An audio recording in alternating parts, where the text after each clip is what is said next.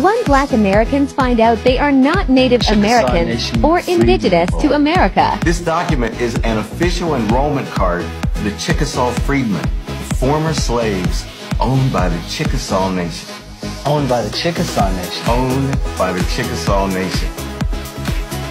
Your ancestors were enslaved by Native Americans.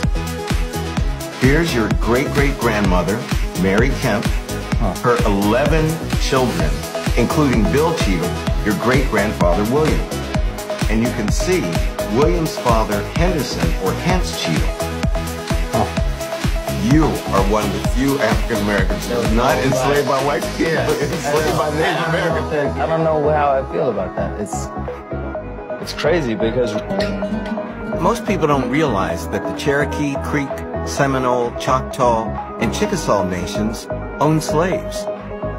As self-governing entities, they weren't subject to the laws of the United States. So what did this mean for Don Cheadle's ancestors? When the Civil War ended, the 5 civilized tribes kept their slaves. They refused to liberate their slaves. Everybody wanted to roll with the slavery thing as long as they could. That's right. They said, come and get them. Yeah, take my slave. Yeah. Pry it from my cold dead hand. And I had no idea. I had neither. This is amazing. The United States government didn't make a treaty with the Chickasaw until 1866, forcing them to liberate their slaves and make them citizens. Chickasaws freed their slaves, but they did not offer them citizenship in the Chickasaw Nation. The honorary white people are the ones going on here. Don, your ancestors were in Indian territory, yet they were neither Chickasaw nor were they Americans. They were a people without a country and without any legal status at all. That's crazy. The Chickasaw freedmen would spend decades in this stateless limbo, invisible and forgotten. By the time the century drew to a close, the United States government had turned its back on our people all over the South. But out west, where the Chickasaw freedmen had been living as stateless people for over 30 years, the status of Indian territory was about to change. In the late 1890s, the United States government drew up official rolls of the citizens and former slaves of the Native American nations. Don Cheadle's ancestors were among those who were ready to stand up and be counted. Your great-great-grandparents would have had to travel to Tishomingo, the capital of the Chickasaw Nation, in order to enroll. But it was a last chance for former slaves like your ancestors to claim Chickasaw identity. This is the land allotment records for Johnston County, Oklahoma. Mary Kemp, Henderson Cheadle. So they got some land. And the number of acres? 40. Disabled 40. 40 acres of land given to them free and clear by their former slaveholders. Can you imagine what this meant to your ancestors? That's huge. That's economic freedom if you can farm it and work it and use it. Yeah. Don, your ancestors suffered for decades as a people with no status at all.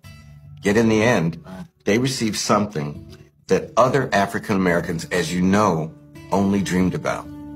They're 40 acres. The vaunted 40 acres. There it is. And right down there where your ancestors had their homesteads, you can see the town of Wiley, Oklahoma.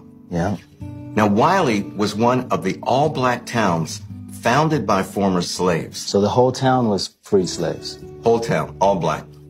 Still, can you imagine what it was like for your ancestors to live through slavery, finally get freed, then be stateless for 30 years, and then find themselves suddenly landowners and landowners in an all-black town? Yeah, amazing. It must have felt like finally. You know, free at last, for real.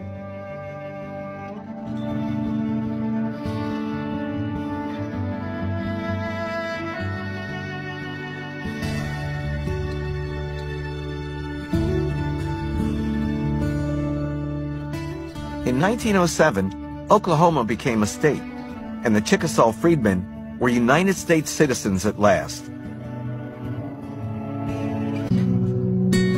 The African American people wear racial mixture right on their faces. And the greatest percentage of our admixture comes from European ancestors. But for some reason, it's much easier for us to imagine another source. He knew his grandmother, Elizabeth Redmond, and he said she was a full-blooded Cherokee. Like almost all African Americans I know, my relatives are convinced that we have Native Americans in the family.